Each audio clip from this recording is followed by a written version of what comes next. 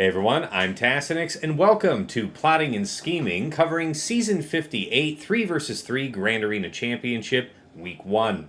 I am joined by my regular co-hosts, Dagger, TJ, Sasha Aisha, and Fatal. Gentlemen, it was an adventurous first week. I went 2-1. The one that I lost by a whopping 9 banners, and it was really because I did a dumb test that I will talk about later. But it was a pretty good week overall. Dagger, how about you? Went 1 and 2. Finally got internet back, so the first 2 rounds were filled with like that stupid game crash thing, where if you hit the submit button, it just like crashes you out and you don't get credit for the fight. Um, Awful. so yeah, my first 2 rounds were basically unplayable. But yeah, I took some valuable lessons away about what works and doesn't work. So there is some of that. Good stuff.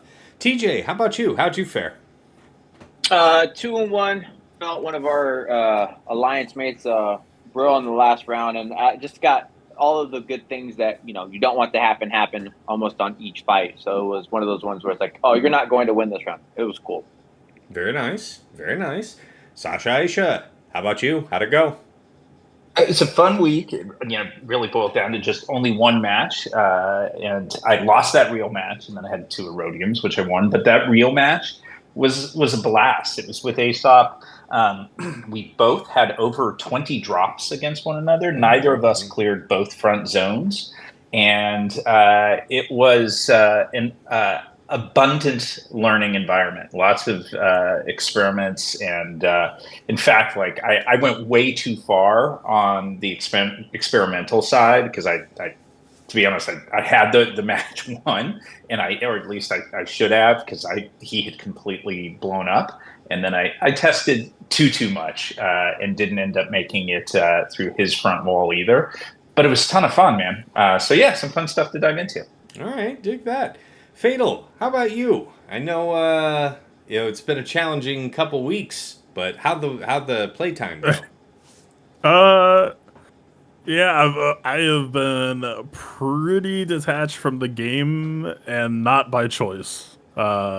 It's just been one of the bumpier months for Galaxy of Heroes that I think I've ever had. Of like, even down to, I knew this week was going to be bizarre when I went to go mod in hot utils, and it was like, oh, we're just not going to automate, by the way, and also we're going to start chugging like 20% of the way through the loadout for reasons that are to this point unclear, and now I'm increasingly sure that like I think my 3v3 loadout is just deeply bugged. I'm getting all sorts of. Let me see if I have this picture, although I might not. No, I do. I could post it in the channel. Go ahead. I'll For those of you who know hot utils, like I was looking at this like 30 minutes before lock today, and it was just like, yeah, I don't think this is gonna be happening. Sounds like me, man. I don't have your stream. I don't have your oomph, right, and a PC. But I definitely have had the same thing, because I live and thrive thanks to your tutelage. I live and thrive on the hot utils, and that's where I kind of do all my stuff. So you make me scared, Fatal, when you tell me things are doing like that. What am I looking at here? So none of those tank categories exist. I didn't make them. They're just there, and more importantly, they're like swapping out the stuff that does exist, and so it is borderline unusable. That this is actually the second week now where I've never seen this. And there's been no update about what's the deal? What's the timeline? I literally haven't even said anything about them until I messaged Strange like 20 minutes ago, be like, "Hey, am I fucked?" I don't think that this might not be affecting anybody else. I don't know. This is just like. I will say. Wow, you really have been cursed like the last couple weeks. Damn, I didn't even know about all this. I thought it was crappy enough going into this. No, so yeah, it was just like haven't had time for the game, and then both weeks now, this week and last week, I basically just loaded last week's previous loadout, which was like it was the whole loadout. It was whole chestly what I brought to week 3. So like it can't be all that bad. It was still a 3v3 loadout. But then, like, my grandmother's team had, like, 12-speed mods, mostly 5 dot. This time I actually did rob a couple characters that like it's still a 5 minute before lock remod, but like of less bad quality this time. Of less panic. Like especially I was like, oh, yeah, I could just rob Kyle Katarn. Okay, I'm just gonna give, Spirit my Kyle Katarn mods. I'm not posting Iden anyway. I'll just give Luthen like my souped up Chore Tripper mods for the Iden squad. Not the end of the world here, but it's always kind of this jarring feeling when hot utils gets disrupted from my usual workflow. It really kind of points to me of like how core this shit has become for me lately. I not having time for the game, that destabilizes you a little bit. Not being able to like work on my mods Do is your like prep, yeah. My anchor is all the way gone. I couldn't imagine, because I do everything manually, and if for any reason I couldn't do that in like, I don't know, the 2 hours leading up to Grand Arena lock, I would be unhappy. So I'm in the fatal boat. That's crazy and scary, dude. Man, you don't understand. You literally had me living and breathing by this. I know I do it for the guild. So it's like that is nuts, man. This might not be a hot utils issue. This might just be my loadout got fucked somehow issue. But okay, I don't want to like cause panic. Yeah, we don't want to. We don't. Yeah, fair enough. Fair enough. But for all that though, how did the week end up for you, Fatal? 1 and 2, and it would have been a 2 and 1 if I showed up in one of the rounds. But this was a week where I pretty much had 0 sleep, and yeah, my opponent had like 290 points total, and I had like 2 GLs against an OG wall. It was the easiest 500 points of all time, and then I woke up 7 minutes before the round ended. Wow! So it was a 1 and 2. I know everybody's going to be asking, so I'll just get it out of the way quickly here. How are the kitties? Kitties doing well? Kitties are fine. Families are finally getting over being sick as well. It's just, Good deal, man. Glad to hear that. All right. Now I'm the one who just has no sleep, and I just feel like hot trash. But it's fine. There's plenty of stuff going on. Hopefully it will pass. It's been very soon. I hope that passes for you. I have periods of sleeplessness or not getting rest, even though I sleep. So that's fun. All right, guys, we have an agenda to dig into first. The meta-analysis. All right, let's talk about the elephant in the room. Great mothers. How do we all fare? Everybody knows about JMK being a counter. I did it into my last round opponent didn't have it, so I didn't have to fight that. But for the first 2 rounds, I did have to fight it each time and use JMK both times. The first time they put Doom on Cat, and in the end I lost Cat. Otherwise, won the fight. I was safely able to execute Great Mothers and then just work it down from there. The second time, I had Mark Doom go on JMK, so I ended up keeping everybody, and it was a 57. What say you guys? Are you skipping GK on purpose? I just use Plo. It was like, I feel like I'm overkilling, and I didn't have any artful use for Plo in mind. So I was like, you know what? I like the Dispel on basic. I like the added damage, because in that first fight where I lost Cat, it was nice. It was actually kind of nice. So well, I don't know if it's winnable with GK, but some Great Brothers lore for you. If GK is present, he will always get doomed. That you won't have to worry about Cat coin flipping. Dig that. I don't know if that's winnable, but yeah. Okay. Well, yeah. I mean, and I know that you plan around a variety of 2 shots because you set so heavy routinely. So I could see that being, tactically usable. But, how about the rest of you guys? Man, JMK versus Great Mothers has been like 80-something%, my friend. It is not. I didn't lose, but I got my cat doomed. And, I lost. Is this with Plo? Are you guys using Plo too, or did you try something else? I used Plo, and then I was told what Fatal told me, and I'm never going back to Plo. Dig that. Yeah, dig that. Fair enough. No, I'm just saying, like, if you go look at this fight is, if you don't take GK, I feel like the fight is like a coin flip. I'm not even kidding you. Okay. Just, I watched a couple people do the fight with Plo. I watched one person do it with, what's his bucket? Eth Koth. And they both just lost horribly. Like, that was dead before she jumped. I took GK.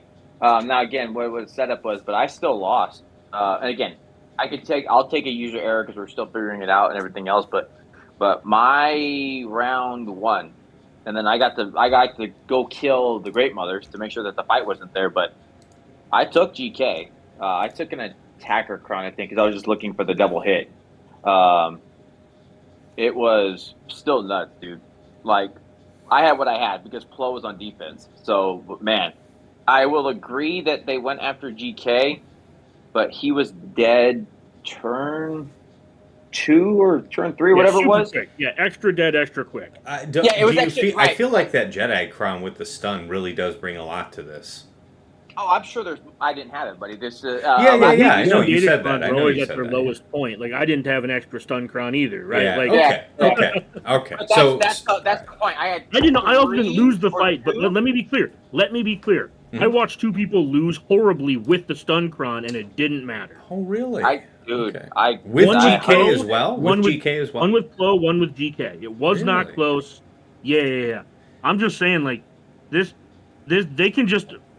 They can just decide that they don't want you to win the fight. I feel, and I don't know the team well enough. I just know that I was sitting on a voice chat and I watched him. Like GK got doomed, and then he swapped with Cat back to JMK to try to get to Great Mothers because the taunt was up, and then Cat died. I think I know what the determinant is, guys. Is whether or not the opponent lucked out on their Great Mothercron stats and got a ton of offense. Because I see your JMK drop here. I'm looking at the stats on that enemy Great Mother's Cron. 140% offense. And I know a lot of people are rolling out there with 200%, pushing up on even 300% offense. So I could see that being quite a bit more threatening. Well, but I still think it's something there. But even then, I'm looking at the data. I just pulled very high level, right? And I'm looking at JMK with GK, 16% win rate, 18 battles. Yeah, this shit is not like you made this sound like a dunk when you were talking about it, Tess. This is not. This is for me. It was like I lost Kat because of the doom over the course of the fight because I didn't lose her early. It was just getting like eventually slapped a few times by Morgan and she died. You know, I mean, it seemed like I saw it coming from a long way out. The other time where JMK got doomed, which I thought was interesting, right? So, Fatal says that you can gain that by having GK in there, but it's interesting to know that in absence of GK, there isn't consistent logic from Great Mothers. Like, it's not like she would otherwise always be targeting Cat. So I thought that was interesting, but good to know. It's CG being the most ham-fisted thing you've ever heard of. Yeah, I mean, it's whatever. I'll take it. How about, any other non-JMK related observations? I heard, I know in the pre-show here, some of us were talking, everybody was talking going into this week about Rey being a reasonable alternative counter if you weren't looking to do JMK, but I hear you guys have heard differently out in the field. I mean, my experience was just limited to the JMK one. So before we move on to Ray, I'll just share one other thing that the only other data point I've got, because I used JMK Plo and it was smooth, but, RNG good fortune of Doom getting on my JMK. Aesop tried the DTMG Moff Gideon Cron on mine, and it didn't work. It got nowhere, and then went to the JMK Plo. So I think the issue is the absence of the healing immunity that you get from DTMG in TW, because I would think that would make it very doable in TW, but he said it was just a hard fail in GAC. I don't know what this whole Ray thing is, but that is Hufflepuff. That is farce. That is whatever you want to call it. Like, I tried it, but again, I see the data that shows trying to put Cal in there. I didn't even think about the Cal. I was just thinking of the cheese, right? Okay, with more characters, I know Ray might be able to hold it down, and there might be some success. So I did Hoda on the team, just thinking it's like, all right, you're going to start with stealth, so who are you going to tag? You're going to tag Ben, right? So with Ben being tagged, you could try to hold on. Man, that didn't come anywhere close to anything. So got dispelled. Hoda was dead turn 1, and then brought it down just by the sheer damage being done. And then Ben was out, and then Ray was out. I'm sure there is some truth to it, and I would love to see Ray work, but that is a super scary proposition. And I think Sasha called it out pretty well. The minute it's out, out.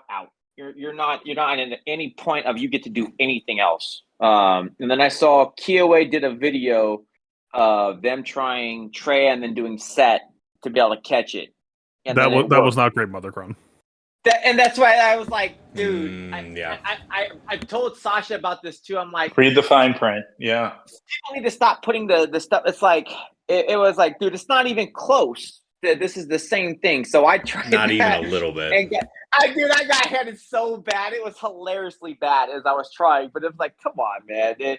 And my problem with the things with like the rays and stuff like that is it may work for other people, but does it work at our level? Does it work for the sisters and the mothers and everything that we're fighting? Right. That it's just, to me, is it a true 1-to-1? Because then it sure don't feel like that. Okay, so I know we've spoken on Ray now. It seems pretty risky. How about anything else? Anybody know about anything else that wasn't JMK or Ray getting done on Great Mothers? If you want to have a coin flip at a clean 2-shot, you can try Treya. And when I say coin flip at a clean 2-shot, I mean like they can just bonk off your Nihilus and you don't get a 2-shot.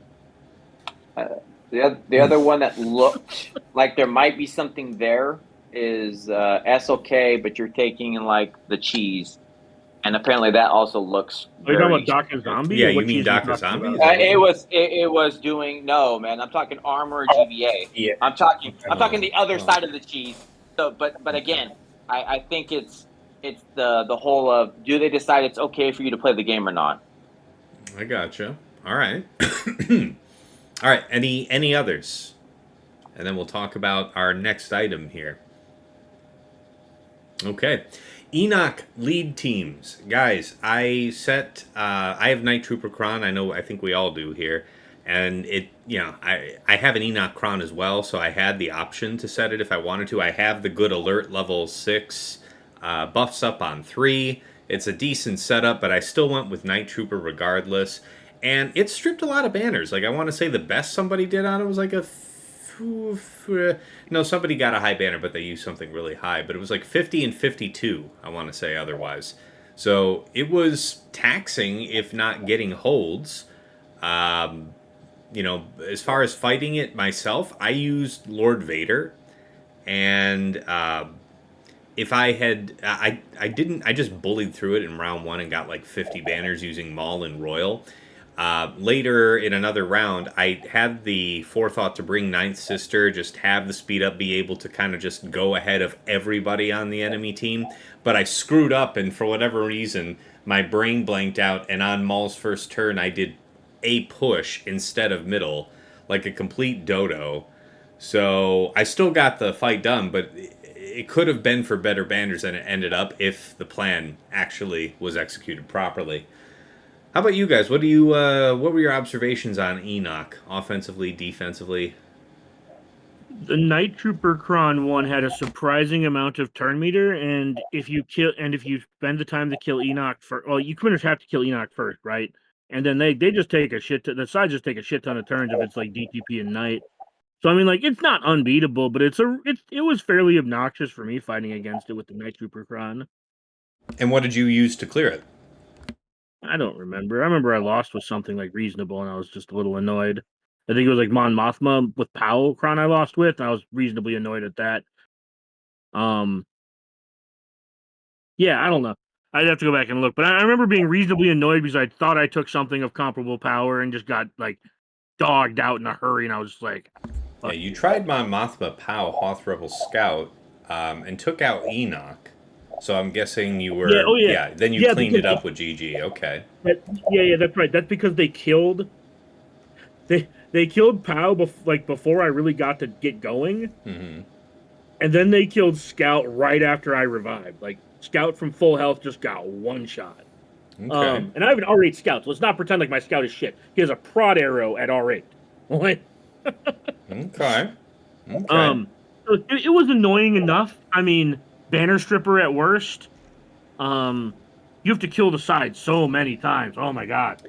I will say, I'm looking at Enoch. I said it with the Night Trooper team, the setup and all that. Brill tried it on round 3. He tried to go in with bounty hunters, and he got a 30-second loss. Yeah. So it definitely holds its weight, right, of what it's trying to do, and you're not getting in, which is funny that he would take bounty hunters on a crit team when there's no crit. But either way, 30 seconds in, and Hey it was man, out. A bold there's maneuver. no substitute for a bad opponent taking a crit team versus something that you just won't crit.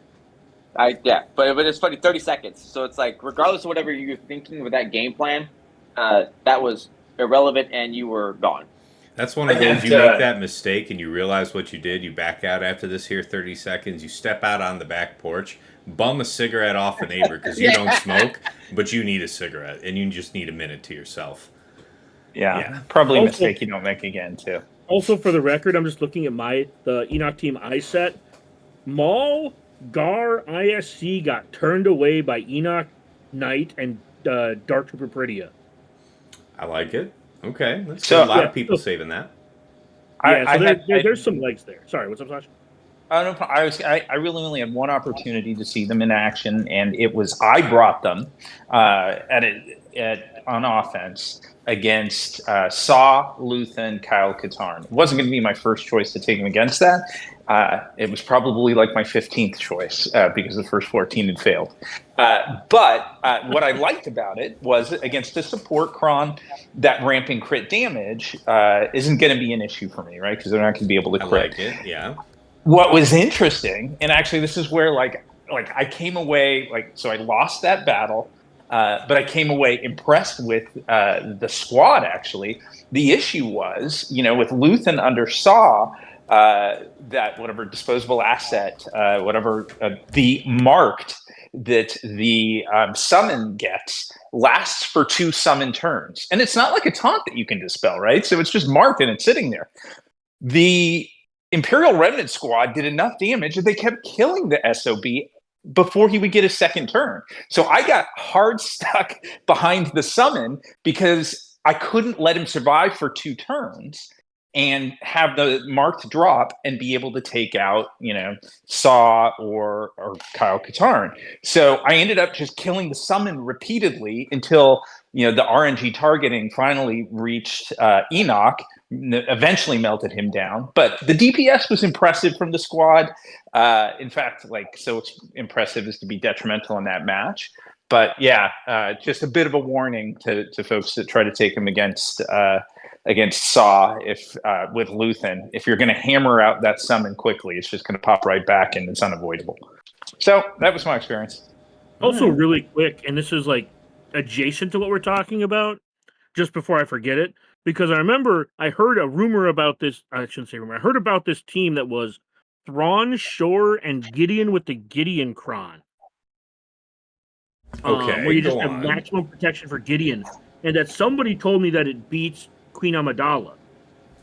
And I had one of my buddies try it in his GAC, and he ended up winning a very close. He ended up losing everybody but Gideon. And I'm looking at my history, and it was used against me as well. So there might be legs to this. Really? Wow. What are the? I mean, I'm assuming it's just the Gideon Cron setup. I just wonder if there's any mod consideration for that. Yeah, I don't know. Yeah. But yeah, I'm just looking at my history and seeing that somebody used it against me cleanly, by the way, for max banners. Okay, 57. That's pretty hot. I respect that. Damn. So just food for thought if you're trying to do something with your Gideon Cron. Mm-hmm. Because there was a team way back in the day that, Fatal may remember that, or you guys may remember that, where it was Thrawn Nihilist Shore Trooper. Mm-hmm. Where you just kept cycling Thrawn Nihilist's turns, so you annihilated everyone, and this is a similar concept. I'm going to give you props on that. I'm looking, just nothing in there, right? I just wanted to check the team and see what it was doing. 95% win rate. Wow. Yeah. 23 battles. That's not a small sample size. That's what I'm saying. I heard about this team. Yeah. One fail out of all of the attempts brought the thing down, and it was 30-second fail, but it's that is cool, man. You're seeing that work on set 16 or 17? That's to go look at the data. Yeah, that's what I'm saying. It's 95% win rate. I just put in the team. Everything's with the Cron. Don't get me wrong. This is all Gideon Cron, but they're all wins except for one is a fail. I don't no other data looking at it, but Cron on the fails. Make sure they had the right level 6. Yeah, and it could be. No, yep, you're right. Not the right level 6. Yep. Yeah. But Wow. that's what I'm saying. Like, nuts, this is just dude. a sneaky Nice one that I discovery. found. So shout out to Zid for that, by the way. That's Thrawn lead, you said? Thrawn lead, Shore, Gideon. Shout out to Zid. Brilliant Yeah, Randy. man. Yeah. That is cool. None of this shit's original. That's all I'm trying to say. I hear this from other. You guys know I hear this from other people because I talk to a bunch of people. I don't come up with this shit myself normally. But they get to go to the show. We do it for the people. Yeah. So I get to sound really smart on the podcast saying this, saying, "Hey, look what I discovered." Haha, just kidding. I got it from someone else. Wow, look at Hey, that's all right. But That what's is cool just is it gorgeous. doesn't matter. Yeah, man, that is a really. Well, there's your pristine value setup. buy for week 2. Yeah, That was one of the yeah. things So I anybody who dropped listens on. to this for week 2, at least you have a Queen Amidala counter. Wow, that's crazy. it absolutely a relevant relic disparity. Set 16 or 17 on defense doesn't matter. This is happening. That's I mean, cool. the other thing that could mean, I mean, this Queen Amidala part of a 2-shot strategy against Great Mothers. Like, have we just liberated JMK? Interesting. Yeah, that'd be an interesting thought. Oh, yeah, especially since you pre-summon. I feel like as long as Obi-Wan doesn't get doomed, you're good. Yeah. Well, Fatal. I'll tell you what I desperately want. I want that. I want to be able to take Plo off of that JMK Cat Great Mothers counter because that Plocron I think has some cool potential elsewhere. But yeah, I mean, like going back to our first segment, it is such an unforgiving squad to fail against that like your match is over perhaps right off the bat. So I haven't been able to do it, but I've been a glutton for punishment lately. I may try that. I don't know. I'll at least think about trying to multi-shot Great Mothers. Probably have to take but I think what that is before. though, Sasha, is you have killed Great Mother.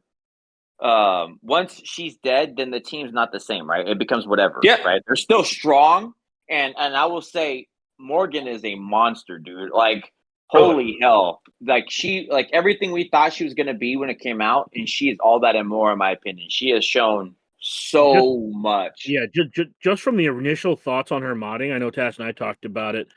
Like middle of the road speed, but just focus on bulk. Like I'm sure, like maybe in 3s, faster is better, but yeah, like I'm not scared of squishy Morgans, is what I'm trying to say. I did notice in looking at some of the .gg data, just kind of quickly, a meaningful difference in the performance of R9 versus R8 Morgans. You know, R9 is obviously so much more valuable with tanks. Yeah.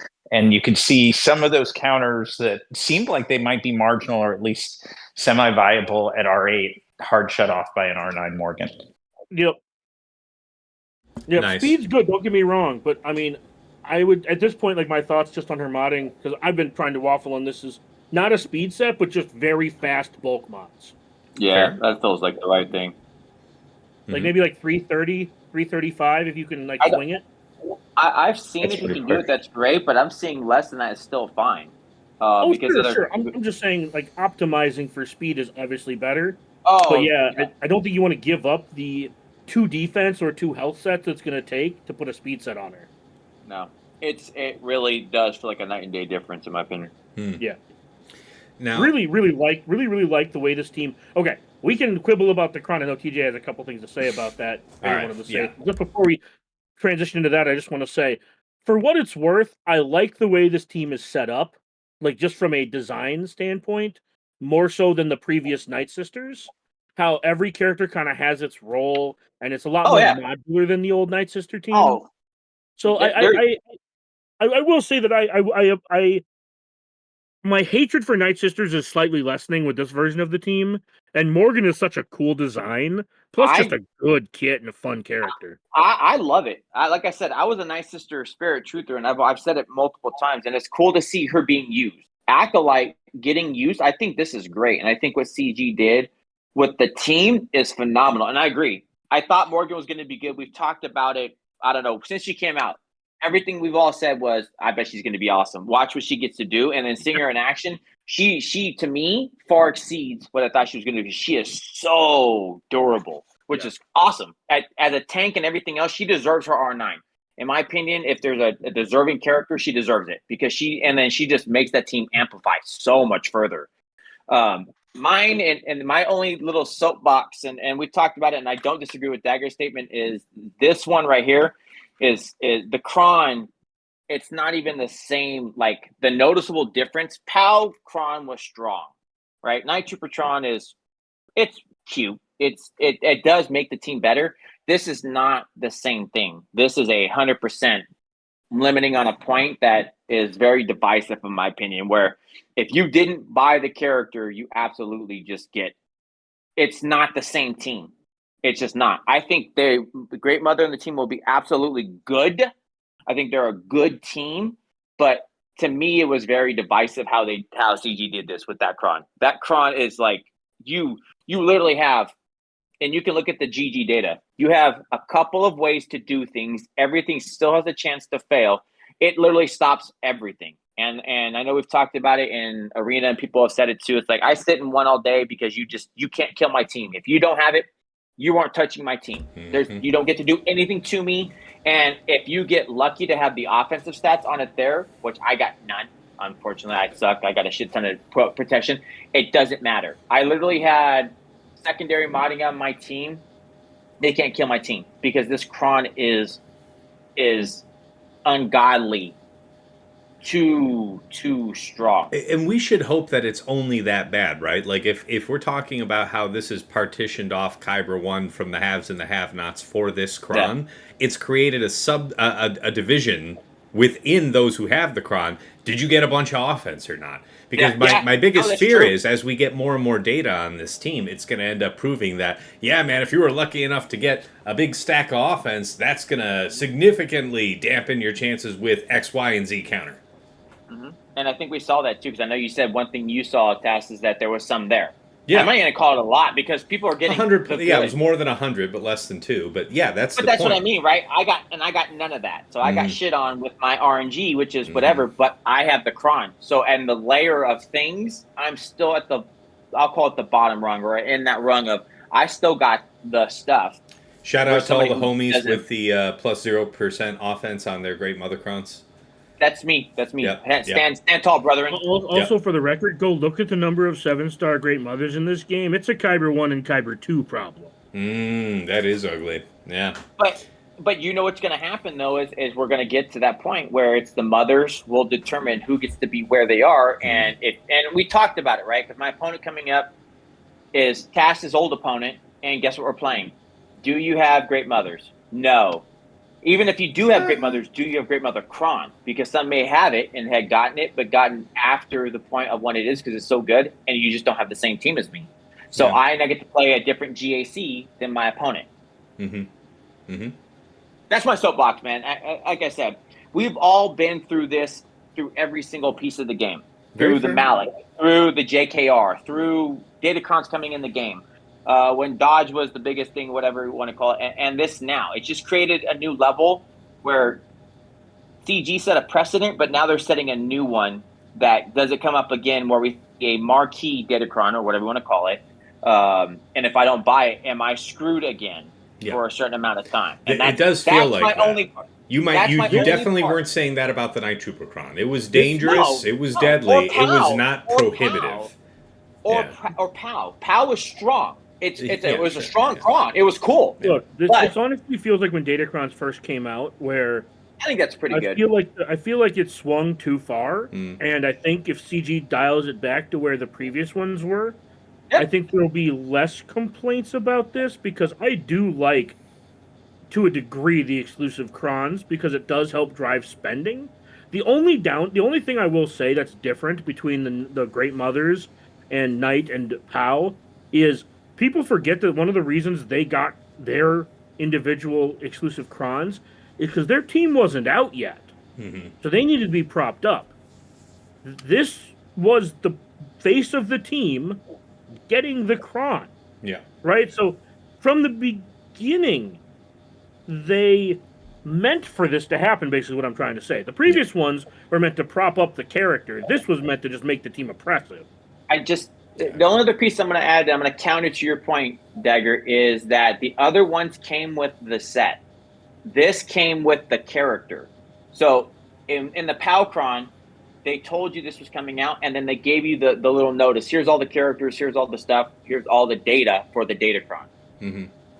This was not done the same way. Right. But I also agree with Dagger's point that, yes, they're testing the waters. So I do think CG's doing that, and I think they do a good job of trying to listen and look. And I think they'll throttle it back, but still give you something exclusive. I think that's fine. All right. I think all right. that's all right. Everything about CG's history shows that they listen to us. No matter how much we want to bitch, they do listen. I hear you. All right. Well, we've all had our good Sasha, grouse about it. Really quick, Sasha, you lit up. Did you want to say something? Yeah. No, I was just going to echo the optimism, I think, in the direction that it will go. I mean, there's a reason this is such a long-standing and like reasonably well-balanced game through all this time. It's like, these guys, from a CG perspective, they found a new money-making tool.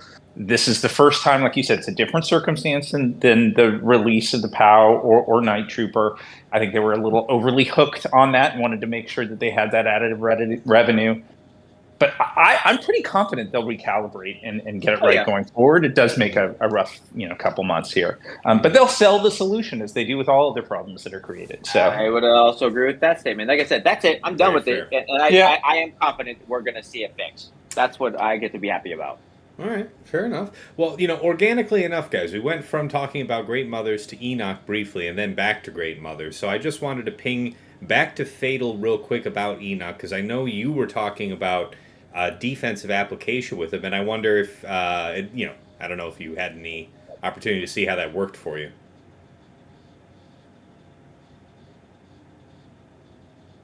Fatal. All right, well, we might come back to him here. We'll see if he has any thoughts on that. I wanted to cover Saw Luth, and I think that's probably the other one. People were taking out Saw Krex in round 1 pretty easily. I wasn't really happy with that. Once I started putting in Luthen instead of Krex, really turned up the heat. I do have all the Omicrons applied. I did set it down with the support Kron and Kyle. Wait, you are talking about Luthen. Jeez, wow, okay. Yeah. Is there a reason we wouldn't? No. I just thought when you said Krex, I thought you were talking about pulling Kyle, not pulling Luthen. Oh, so I was just like, wait, what? No. I pulled Krex out to put Luthen in. Placing Saul without Luthen this season? That's brave. Well, I said it round 1. I was thinking, what if I wanted to do Mon Mothma, Luthen, something, POW on offense? I don't know, maybe. But then it was like, nah, I didn't end up doing that. So it's like, okay, let's throw him on defense instead of Krex, and it was neat. It definitely put some tax down on people. For my own part, I will. Yeah, go ahead. Des. No, I was. No, yeah. Go ahead. I remember I told you, right? And I'm like, against Brill, I actually had to fail. So I took Seer, thinking it was a safe and solid bet. It worked all of the rounds I saw it until round 3. I'll call it bad luck, call it whatever else. I didn't come to the same thing, but Kyle deleted my Malicos, like just bye deleted. So I saw the other side of it where it's like, yeah, I can see that being a strong setup. But that was the one difference where it's like if you took Krex, it was pretty solidly you were beating the setup. Mm-hmm.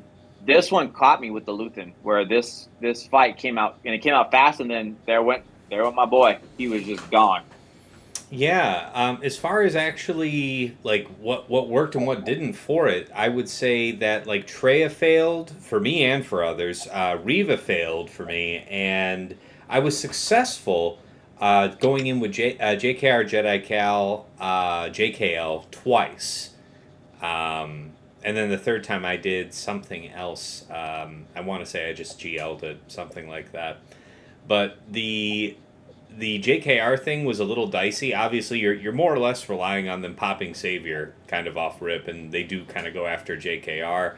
But then I felt like I was able to control the fight, although in both occasions I lost one Jedi. So it worked, but otherwise I saw people like against me were using something like Leia, not less than Leia, to one-shot it. Oh, yeah. JML Cal +1. Have fun. Oh, yeah? Okay. JML's not particularly good in 3s this season. At least I haven't found a lot of teams where I'm like, oh, JML would be good here. And that's just like Jedi Cron stun on Special 6 kind of thing? No, I used the attacker Kron from the previous set Okay. because I had like Okay. 70% prod on it. So it was just like Cal Hoda, Cal Okay. GMY. All right. How about the rest of Um, you? What were your observations, learnings about your own saws on defense and how you were fighting them out in the wild? Yeah, I have some data on that. While I only had one match, I had, I think, 20 battles against Saw, Luthen, and Cal Katarn. So, like I said, it was a scientifically rich experiment. And I have a whole line of things that didn't work. So yeah, I mean, I tried Treya Nihilus, did not work, even with a high defense cron. I tried Enoch, as I mentioned, and the issue there was the summon continued to come back and unavoidable taunt. Then I tried LV Maul. No luck. I didn't have reason to believe it would succeed. It's just nothing else to attack unless I got through that. I tried a variety of other stuff, but I tried Sabine, Bam, and Grogu, and I thought that was maybe my best shot. And I came incredibly close to getting Kyle Katarn down. I think maybe my mistake was I don't know if I should have gone for Saab, but it was very close, but couldn't quite get there. Failed with GG, failed with some Night Sisters. I failed with a variety of other stuff. I'm wondering if there was anything else that was it got to a point where I may as well throw everything at it, and that included throwing what I had left for SLK was SLK, Faust, and Fu. I had used my other first orders SLK elsewhere. failed me once this week too, man. Yeah, that was a harsh lesson. Spectacular. It was honestly, it was really impressive. Like the damage generated by that Saw squad. You ain't what I kidding, didn't 'cause have. I had a health primary on my triangle last Yeah. week, and that didn't save me either. Let me tell you. Yeah, you get nowhere close even to alt. So I came out really impressed with the squad. Really impressed. I agree with Dagger. Like if I'd had JML, I'm sure it would have been fine, but I didn't. yeah, because Fatal. both No, JML, go ahead, Dagger. really Yeah. quick, real quick, both JML and Sia felt very underwhelming this season. I don't know if that's just a me thing, but I look at like things like Enoch and I'm like, oh, you might actually die here. I look at like DTMG, it's like, oh, you might actually die here. There's just so many of these teams in 3v3 where I'm just like, if I take C, I feel like I have to take like C Malik. The difference. This is another reason where I wish I could free up Plo, because I think JML, if you could use Plo, would be devastating right now, because he not only gets called on those specials, but he gets an extra assist doing a decent amount of damage. So I feel like there's this ceiling on JML's potential because you can't partner him with Plo. Yeah, like Cal plus Plo kind of deal. Yeah. Yeah, I could see that. Then JKL can go with JKL. Yeah, I mean, I don't really have a good place for Plo. I tried him a few different places this week and couldn't really find a solid home for him. So that's actually really slick. I might, especially the TM up has historically been good with JML too. Yeah, I think that's nice. And if you have Plo available and you're going against somebody without great mothers, I'll tell you, I haven't been able to use this, but I'm sure it'll get holds on the back wall. If you were to put Padme, Plo, and put Mace, or it could be Shock. Shock is always nice because her basics create offense up, so you ensure that everyone on the squad has a buff, and Plo is called every time they take a turn. But Padme plus Plo in threes as a twosome with some decent Galactic Republic Jedi and a solid Plo cron on back wall. I bet it'll do serious damage. No, I like that. That's a good idea. That's a fun. I just can't use it. I feel like unless I'm going to go. Basically take the risk I get hard stopped on Great Mothers. Yeah. Fair enough. Fatal, are you back? I am back. No worries, man. I guess I wanted to pick your brain about a previous topic here in a minute, but what we were just talking about is Saw Luthen. I don't know if you had any observations defensively, offensively you wanted to share? Again, kind of my week was a little bit more of just like a season 16.4. Mm-hmm. I posted support cron, saw lead with Luthen, and I didn't bother running an attacker. I let the summon be an attacker with a support cron and said, this might do something. I don't know. To that end, I still don't really know if I believe in something like Kyle Katarn versus just like. I think if I'm going attacker, I think I'm probably leaning Drogon at this point. Is just like a more immediate violent solution. It's really just Kyle Katarn's AI. If it ran AOE first, maybe it's a different conversation. But I don't know if Saw Gerrera and the crew have 2 rounds of turns to really push that AOE. So Fair enough. Don't you mitigate that by having him pretty fast though, like 300-ish, 300 plus? I mean, because then his turn meter gain gets him out so far out front that his gain for the second turn after that's pretty competitive just after everybody else's first turn. that was my ethos. I know a lot of people were trying to sync like Kyle 1 speed under Saw posts. Saw speed up and Kyle turn meter, you gotta go even slower. Like, that's possible. But I don't know. Again, I'm kind of just on a more extended fight sustain plan right now. I'm actually not even sure how my defense did. I'll have to double check. Okay, fair enough. But I think what I'm hearing here is nobody's really standing by Luthenkron here in 3s this week. Does that sound about right to you? I have it on my Saw team, but I don't think it. I'm mostly doing it to. How do I say that? I'm mostly doing it to free up a support / attacker cron from the previous set because I can make use of those on offense. So if I had more support / attacker crons, I might not put the Luthenkron down, but yeah. Okay, guys, just any other surprises, wrinkles that you observed here from set 17 crons in particular? Anything else we hadn't covered so far that really jumps out at you? You really wanted to get in? I've been disappointed with how my ETH Kothkron has done, and I've been disappointed in like still being able to bounty hunters and on defense kind of thing. Like, has anybody been getting like good use out of that? Because if so, I may need to steal a counter. What do you think about this? Valico, FC Valico, round 3 last week. He set, I want to say it was Qui-Gon Jinn, JKA, and ETH. And had the 100, you have the 100% offense there from the ETH cron, so you're compensating for the lack of Cam there, and then it was Cam with Kel and something else. But the split was nice. I thought that was a nice split. I've also fought ETH under gas lead with like Ahsoka as the third character. Oh, I saw that too. It was not very good. Yeah, it wasn't that good, but it was at least creative. Yeah. Aside from that, no, I mean nothing that really stopped me. Yeah, so the only thing I'll mention about the ETH Koth replacing Cam is that you're basically just swapping Cam and Heath Koth on 2 teams that neither one has impressed me. Fair enough. Yeah. So maybe it works better. I might try it, but like that when you said that, I'm like, oh, so you're just swapping ETH Koth and maybe that is good enough. I don't know. I'm just saying like. It's probably the best split I've seen. I'm open to suggestion. Maybe none of them end up amounting to anything impressive, but if you're determined to split the resources, that's one of the better ways, maybe. It feels like this set overall. I don't know if it is, Dagger. I honestly feel like it's just a set issue. The 16 is just so much better than almost anything you're doing with 17. Like, if I'm going to give you a good example where it's like, it's funny. Luthen is attached to Rogue One as the setup. Luthen does not have a Rogue One tag. So your best level 6 or whatever it's going to be calls out for Jin and Rogue One characters, but that's where you're going to put Luthen. It doesn't make sense to me. Getting to use ETH is cute and it's cool, and we've done the stun thing before, but go look at the holds of what's going on with the things such as Luthen with Saw.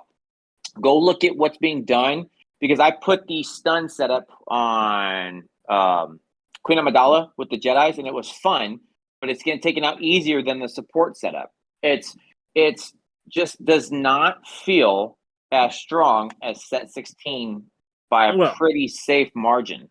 Well, yeah, but I'm just saying, like, the raw stats that the ETH Koth Kron has makes it so that it shouldn't be, like, underwhelming in theory. It's just such a raw, huge number of, like Mm-hmm. That's what I'm saying. I don't think it's necessarily a cron problem for me, as much as it might just be a 3v3 problem for me, where ETH Koth's kit just isn't particularly effective. So he's just Right. you have two Datacrons on your 2-man team. And if the Kron's really going to flex his muscle through him, he has to be like pretty outrageously fast just to generate turns.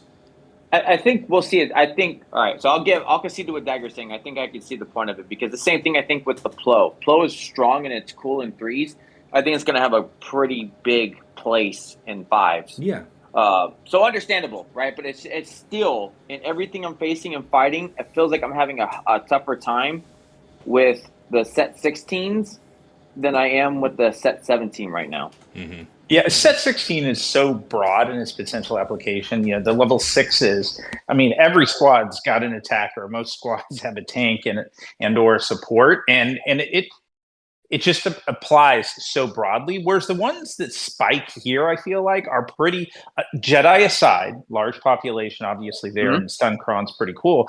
But you know, Rogue One, Remnants, Night Sisters, pretty small groups of characters. But I actually think like the Palcron is pretty impressive. I think for Rogue One generally, it's there's a lot that Rogue One can do, like an Adrad Jin squad, kind of taking advantage of that level 6. It's just we're talking about one squad, and yeah, maybe its ceiling's not as high, but it's not the same as a support Kron, which like Dagger said earlier. I think I set. With my Qui-Gon, my Master Qui-Gon, my Queen Amidala Master Qui-Gon POW squad, I set the Master Qui-Gon Kron there, not because I thought it was better for the squad, but because I only have so many support. Same. And, I did the same. Yeah. Yep, same here. Yep.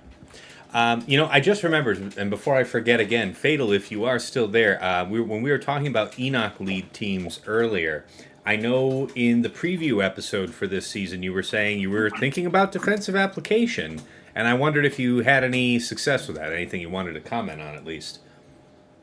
For Enoch lead, no. No, for Enoch Anywhere, because I know you weren't in planning general. on doing Enoch lead for week 1, so just Enoch Anywhere. I just was curious if that held any water for you this first week.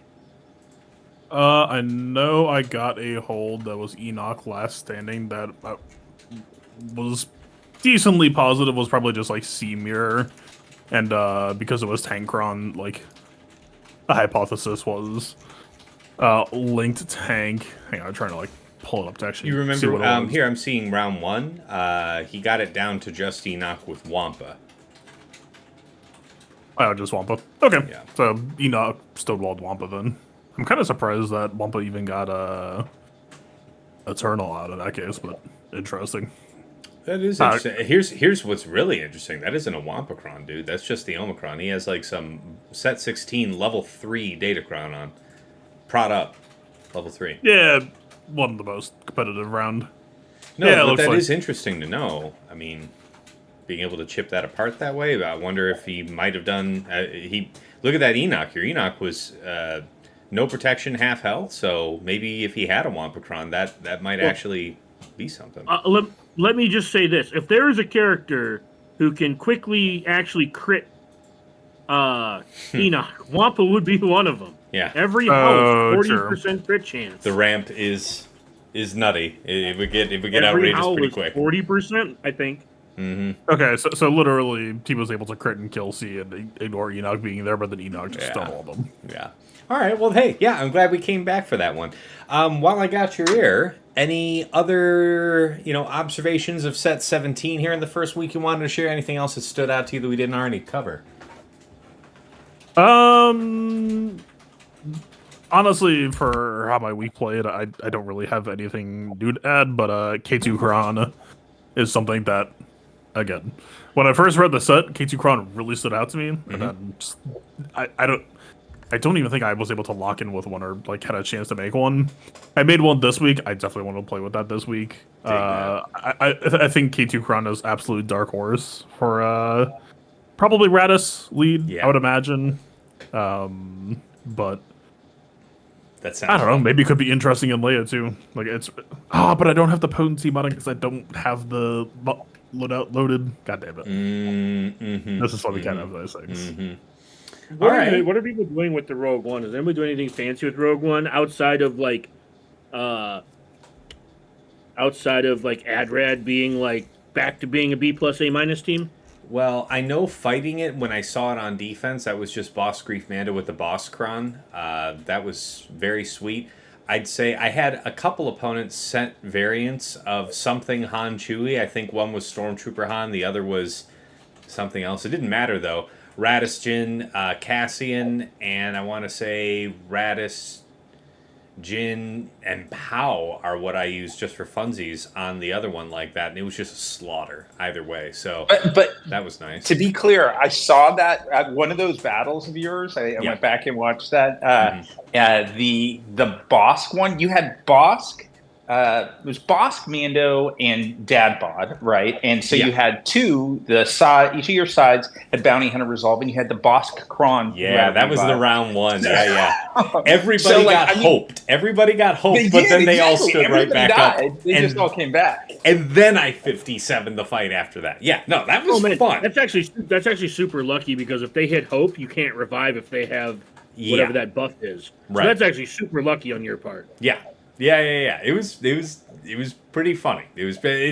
I got juggled in that first round in a way that I didn't later on. I did that same fight later in the week, and it was a real snap. Like, he was dead before he was at I want to say 50 charge for hope. You think Baze throws a wrench in that because it rips the buff off your Mando? Thank you for saying that, because Baze wasn't shit. Baze was the one that I took out when Radis was like only 50 stacks. So I'm glad you mentioned that, because I couldn't remember off the top of my head. It was Baze in there, and it wasn't shit. What K2 kind of? What was it though? Hold on. I think they used the Rogue One Kron though. That screams like R5 to me. Sorry, what's that? If you took it out that fast, that screams like R5 to me. It might have been. It was Valico. I think he did. He may well have actually had R5 characters on that team, unironically. So I think you're probably right about that. Yeah, I'm thinking like R9, like R9, where like. It's just a brick wall that gains a shit ton of turn meter and strips your buffs.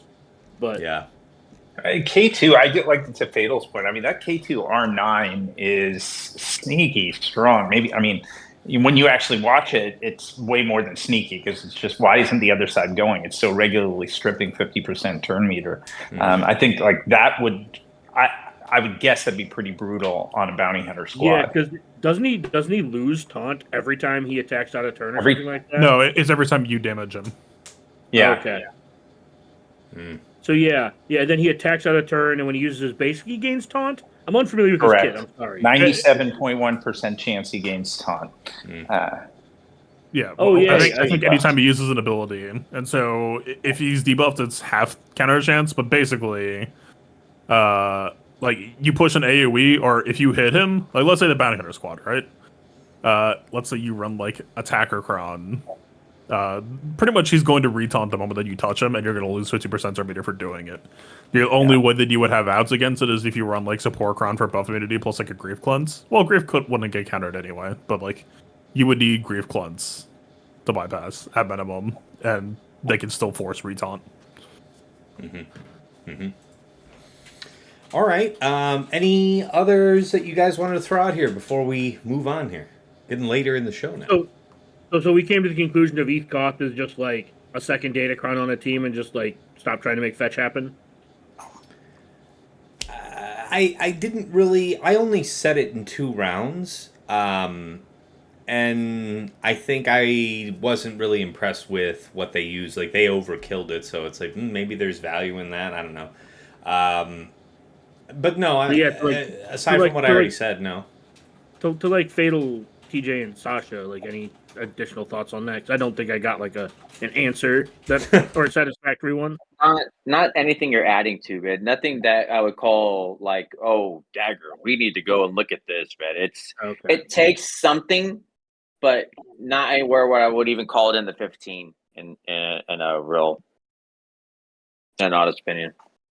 Yeah, I haven't seen it in action, but the limitation to GR Jedi stunted some of my little theory crafting thoughts on it. But yeah, so not sure. Maybe there's something untapped. Okay, well, fair enough. All right, then. All right, well, let's move to the next segment, guys. Favorite attack and defense of the week. For me, let me see. I actually forgot it. I was thinking about it earlier, and I had it remembered, and then I unremembered it. Well, I'll say the best lesson of the week was like, hey, I thought that there was I thought that there was a source of dispel from Saw. And I know there's a source of dispel from Luthen. It was really interesting. Saw has an AoE dispel. So it was really interesting. Imagine my shock and surprise when, in the entirety of this fight that went on 2.5 minutes, neither Luthen nor Saw ever got Deathmark. Ever. And so after 2.5 minutes, I killed exactly no one and had to withdraw. And then, like I said earlier, I was able to go back. Oh, you're talking cleanse. You're talking cleanse. Yeah, they had no type of cleanse to because I remember there was Deathmark on this team that I've taken advantage before with Inquisitors. Is it Luthen immune to taunt effects while he's got the summon up or something like that? Yeah. Oh, that counts as a taunt effect, so that's a good one. Good call. And you're thinking of Chirrut with his cleanse. Maybe that's it. Yeah, Saw does not have cleanse. Luthen absolutely does, but that rule set would apply. You would have to snipe the summon right before you expected him to recast it. Got you. Yeah, that would be very difficult to line up early in the game because he'll just put out that next one. All right. Anyway, I mean, I was thinking it's like this probably is gonna kill it, and if it doesn't kill it, I'll be able to two-shot it. And it's like, yeah, no, that was not in fact the case. So that was a good lesson learned. On attack, I'll say it was a favorite for that. And then defensively, I mean, aside from Great Mother, because I don't think that's particularly interesting. Yeah, Jabba with attacker without not using grit did repel. Another Mother tells him, but that really isn't news. I just realized something really in the weeds. Sorry, specific to that matchup. No, please. If you don't mind. Please. Luthen features some very specific wording that might also, even if he didn't have the summon denying taunt effects, it might not actually work. Luthen says, all Rebel fighter allies dispel all debuffs from themselves. Normally the verbiage is dispel all debuffs from all, such and such allies. Maybe it's coded the exact same way, but Reva looks at ownership. But if it worked the way that it is written, then I should have been seeing some Deathmark, yeah? From Luthen, Saw, right? At least. So if the summon is dead, Luthen himself would have to be debuffed when he cleanses for him to get Deathmark. Sure, but you're saying that the language is, if it worked as written, it's like he's handing out the ability of his Rogue One allies to dispel themselves, meaning those characters would inflict Deathmark on themselves.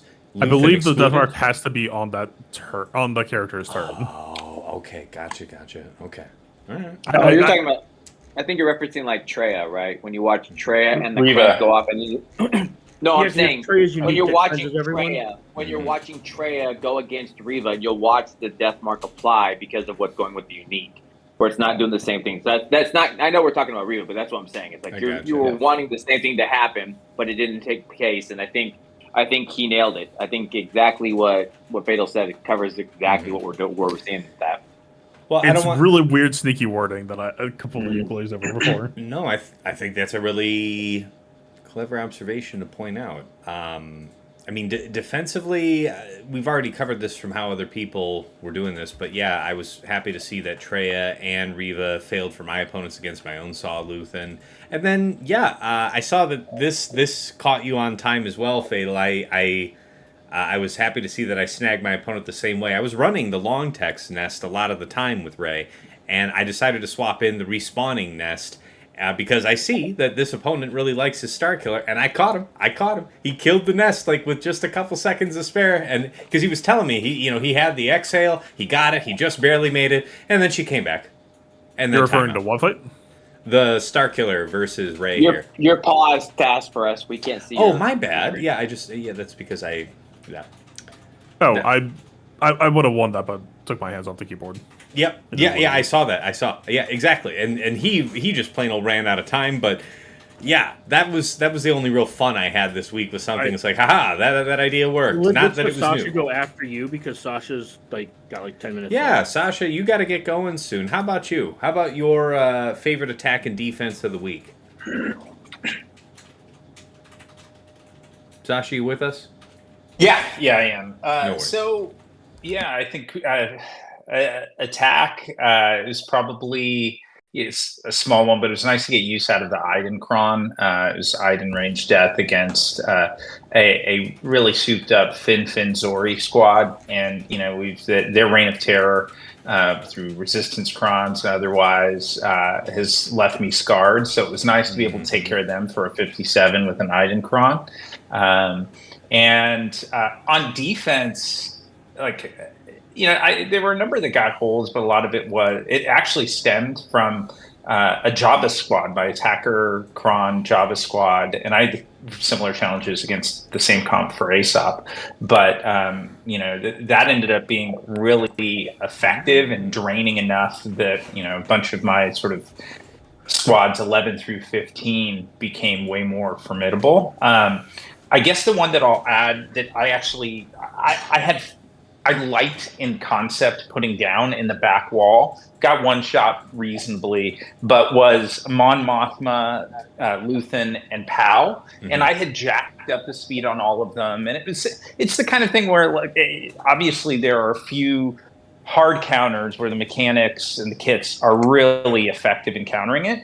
But I'd reasonably maybe one or two of those at least would be off the table. And if the rest came off the table, given how powerful that Powcron is, I thought it would be a beast.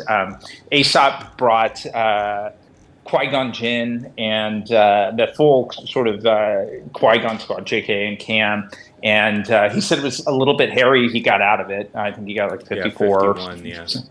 51, okay. But yeah, that was one that I don't know, I just took pleasure in putting down. I kind of like those mechanics, and I knew that there was a shot they'd get blown out of the water. But yeah, that was one I liked. Oh, that's a good one. I know we're gonna catch this in the next segment for everybody else, but if you've got to hit the bricks here in just a few minutes, do you have any final thoughts, lessons learned that you want to share with the people? Any advanced plans you're looking forward to here in the next week?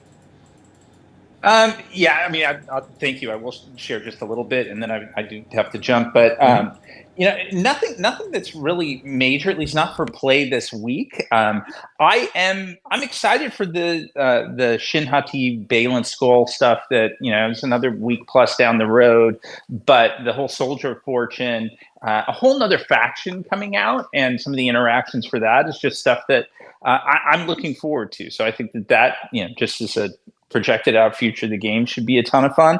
And then I'll add, the Great Mother Kron and its perhaps like overpowered nature aside, like I like the fact that right now we're still in a meta that's got some defensive viability to it. I know it always feels more that way after week 1 than it does after any week 3, but I feel like going into week 2, there are still maybe not unsolved puzzles, but there's sort of enough puzzles relative to solutions that you can still make it difficult. In other words, I don't expect to be in efficiency matches, and that brings me joy. So yeah, I feel pretty good about that.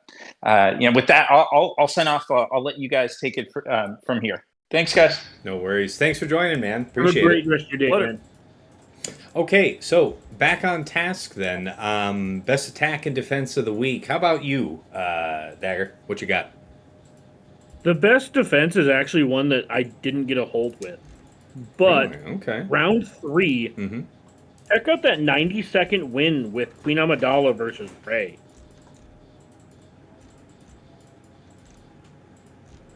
Max banners. Yeah, okay. That is pretty cool. So yes, at 16, what did he roll with? A good chunk of defense on this? What's he got? No, pretty middling. A good amount of health, but spread out.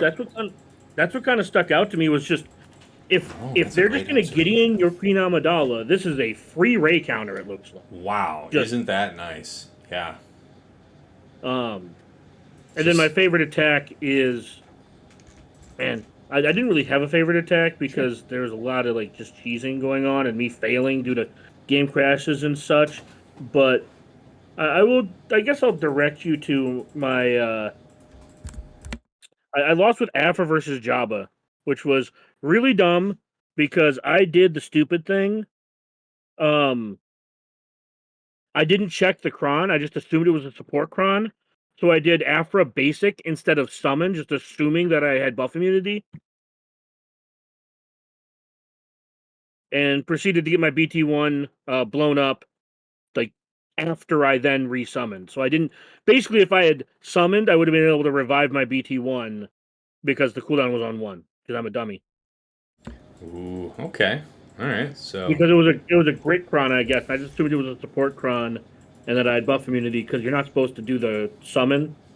You're supposed to base give you a buff immunity to get one more turn cycle to get the buff immunity off. mm-hmm. Anyways, No, good just lesson. me being a dumbass. I lost. Very fair. Very fair. TJ, how about you? Favorite attack and defense? For me, attack is funny enough because everything was pretty much just the same Take me BS there. or all that. Week 1, man, it was using Luthen, and we talked about it, but I got to use. I didn't set it this week, but I was just trying stuff out, and then against the Zori and the team, I took my Mothma with Luthen, and that felt fun, man. It was a fun fight. I see. There was a lot of control, but getting to use Luthen on offense was my fun. I'm trying. I was like, let me see if this works, and making sure, and you just loop the shit out of them. Okay. And it just stays in front, and it's like, yeah, I can see other applications going elsewhere. And if you look, I took the Luthen Kron, so it was cool. It definitely feels like it's a lot of overkill, right? 3 Omi team for 1, but yeah, it's. I mean, it may as well get a 57.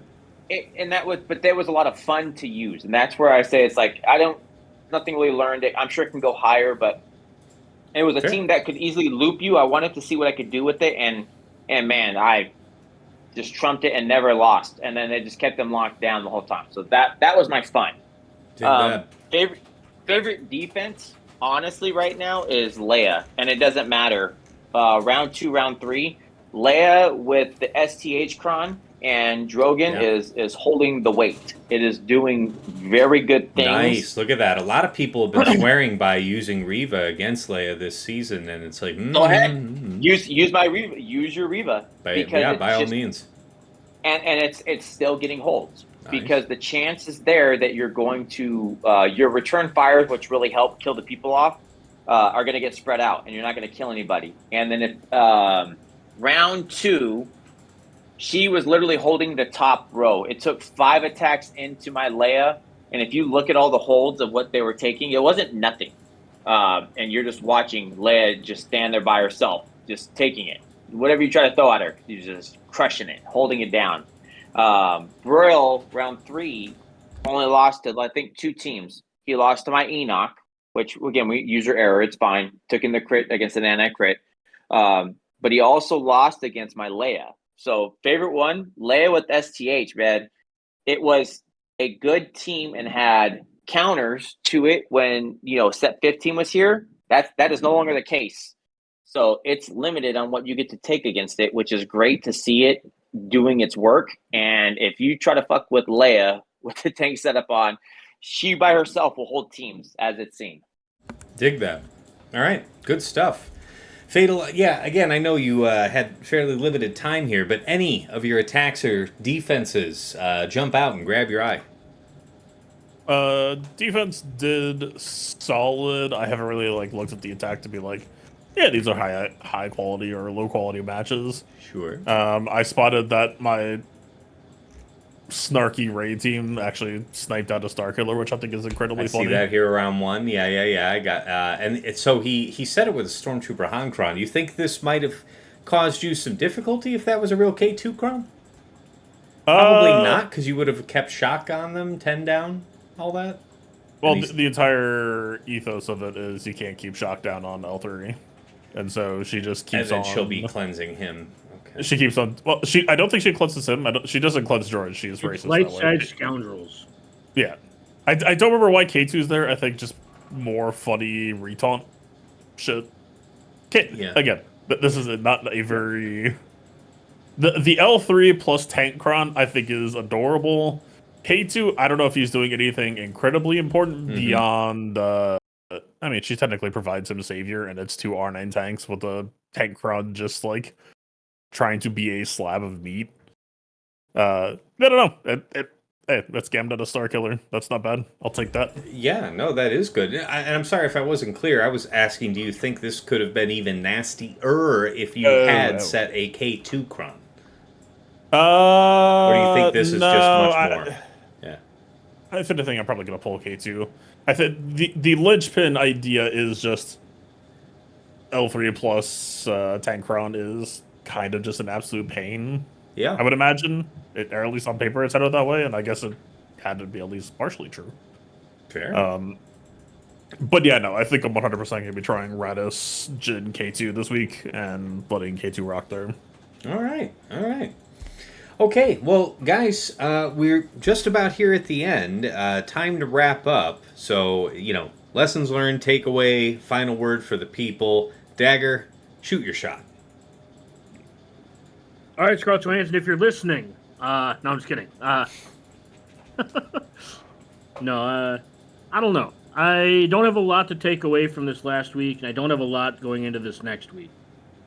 It's how would I phrase this? It would be, I would just say surviving great mothers and hoping to just one shot it. Because if I can do that, I can at least play GAC. Fair, reasonable. Because it's the Kron paired with 3v3 paired with like the, I don't know. I'm gonna have a lack of time this week already, so. My consistent struggle with having dependents and lots of them, and me not wanting to. Anyways, yeah, I'll pass it on to TJ. Yeah, very good. TJ, how about you? Your lessons learned, final thoughts for the folks. I think we're playing 3 GACs, and that's where I sit at, right? Like I said with Balico, he doesn't have it, I do. So there's GAC 1. Second one is the Great Mothers with the high offense. That's like GAC 3, right? So do you have it? Yes. Does it have high offense? Yes. Then you're here in this GAC that you're playing, because what you get to take is a lot more limited than the others. So it's GAC right now stands for Great Mothers. In Swigo, that's what the G in GAC stands for. Very good. That's this week. Very good. Fatal, right back to you again here. Your lessons learned and your final thought for the people. Final thought, I look forward to the first week of 3v3. Very good. Very good. And of course, as the only other content creator here on the podcast, Fatal, where can the folks find you aside from here on this illustrious show? Twitch.tv/PlaybookTV. I promise that there will probably be a 3 GAC round stream this week, probably. Woo! You gonna give yourself more than like 28 minutes to do it? It kind of depends on the opponent, I guess. Fair enough. Okay, yeah, and I mean, for my part here, I'm going to be paying very close attention to the patterns of the offensive counters that my opponents used this week, because they're not likely to have tried a whole bunch of things against the real stress teams of this season, the ones that we mostly covered here in today's episode. Based on that, I'm going to be shifting up the board a lot. I'd say the last 2 seasons have been putting me on my feet with a lot of board movement. Most of the same teams still on defense, but quite a bit of flexing on position just to get the right draws out of people. And that has largely been working. So I'm going to, stick to the script. And now we actually have some solid intel on set 17. So I'm looking forward to that. All right, guys. We are all at the end. Thank you, gentlemen, as always, for being here. And yeah, if you want to catch me live, you can do that at twitch.tv/Tassinix. Obviously, if you're watching this on my YouTube, Tassinix Gaming, then you're already familiar with the channel. If you're liking the video, by the way, give a like, hit subscribe to see more, all that good stuff. Closing in on 1,000 YouTube subscribers, so a big milestone. Really appreciate you guys supporting that. And of course, part of that success is the other Swuggle-related content I have on my YouTube. Also, special thanks to everybody who got him to 1,000 followers on Twitch.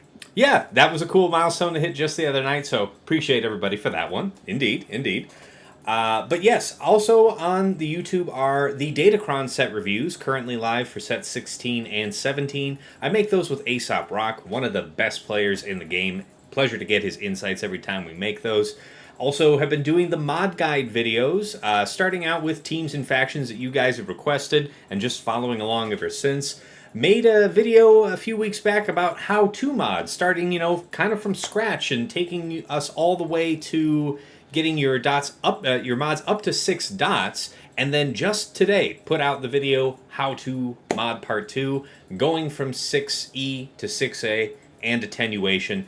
So I know that was hotly requested. It's there for you, all on the channel. Let's see. Of course, you already know the Plotting and Scheming podcast is up there. And yeah, I also upload my VODs from Twitch in their full length with chapters added for easy browsing. So check all that out. And, gosh, I don't think I'm forgetting anything. But yeah, if you like the stream and you want to support what I'm doing here, of course, there is a Cash App. You guys asked me to make one. That is $Tassinix. That's out there. But if you want to get something back and, help raise your Intel game, consider checking out the Patreon. Patreon.com/Tassinix has something of value to any upwardly mobile GAC player. At $5 a month, you get your foot in the door to the TAS House. You get early access to the Plotting and Scheming podcast, so it comes out for public release on Fridays. My patrons get it Tuesday night or as late as Wednesday morning, depending on how cooperative YouTube's getting it uploaded. But in addition to that early access, you also get early access to the Datacron set videos, a few days extra, dedicated text and voice chat where you can usually, find me, and if you want to pick my brain, that's where I'm going to be. But thank you to all my supporters here, Andrew, Arj, Brock Thudsteel, Deadpool Cow 28, JJ's Productions, Jobin4527, Johnny B. Ottawa, Ray's Malbus, Renee Bebe, Sam Vimes, Squed, Stark Strategy Gamer, Sweens14, White Wolf, and Zoltre. Moving up to $10 a month, that is VIP Access Plus, and that is the bundle for my Patreon and for OmegaBot Patreon. So if you're watching my streams, you'll see at the start I do a detailed scouting report on my opponent using this tool. There's nothing better to get an at-a-glance view of your opponent's offensive and defensive tendencies. The Patreon feature allows you to pull more than just the last 2 weeks of data to get a more comprehensive view about what your opponent's all about. Can't say enough good about it. Thank you to Stryker and Esh Sotnikam for taking that offer. At VIP Access Premium, this is the Double Bot bundle. So, Patreon access to me, to OmegaBot, and to Hot Utils, the premier tool for your mod and inventory management. Fatal's mod issues notwithstanding this week, many players use it to, powerfully overhaul their roster for Grand Arena, Territory War, TB, raids, switch between those loadouts with just a couple clicks. Really great stuff. Thank you to Quig, Ibenek, Sir Boss, Funky, and General Milan.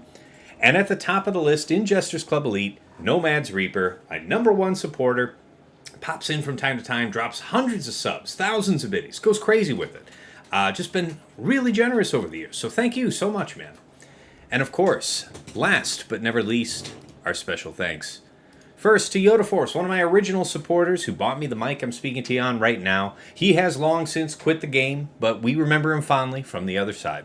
To Mrs. T, my wife, thank you for all your work in the background, managing our destructive, inquisitive, delightful 6-year-old daughter, who is trying to ruin the state of our home every time Dad gets rooted into his chair to try and be halfway decent at a phone game. Happy belated birthday. 6th birthday to the little one. Coming soon. Next month, almost 6. It's a happy early birthday to the little one. I just didn't realize when you said 6. I'm like, wait, that's a different. It just seems disingenuous to say 5 years 11 months, doesn't it? So just all right. So we'll just call it 6. Sorry, I misunderstood. I apologize.